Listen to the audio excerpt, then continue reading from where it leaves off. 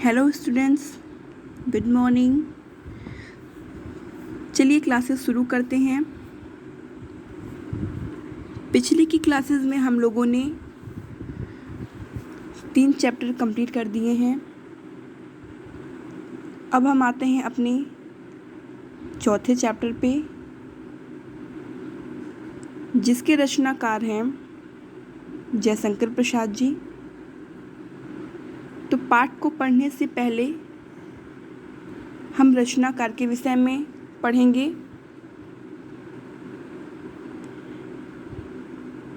तो जो जयशंकर प्रसाद हैं, ये आपके आधुनिक काल के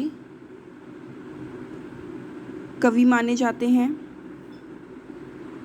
हिंदी के जो आपका पद्य का जो काल है वो 4 भागों में विभाजित किया गया है।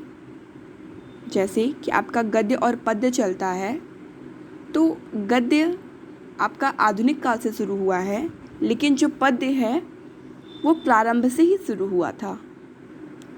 तो इसके कुल 4 काल माने जाते हैं। कौन कौन से आपके?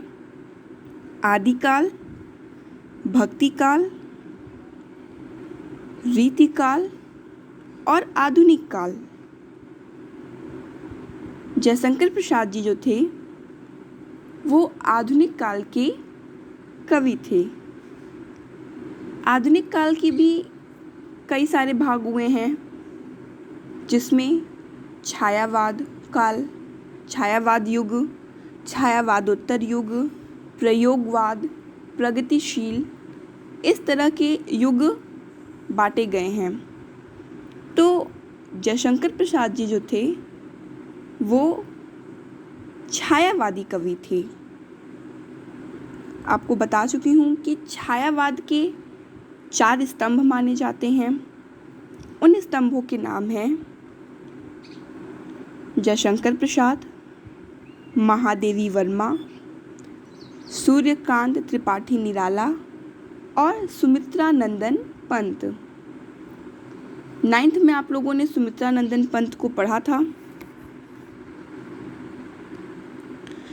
अभी आप जयशंकर प्रसाद के बारे में, उनके दूसरे जो स्तंभ हैं ये जो थे ये यथार्थ और दर्शन पर अपनी रचनाओं को लिखते थे और ये छायावाद के प्रवर्तक भी माने जाते थे। अर्थात इन्होंने ही, एक होता है दृढ़ता प्रदान करना, 4 स्तंभ दृढ़ता को प्रदान किए थे, लेकिन एक होता है प्रवर्तक का कार्य, तो इन्होंने ही वहाँ पे प्रवर्तक का कार्य किया था।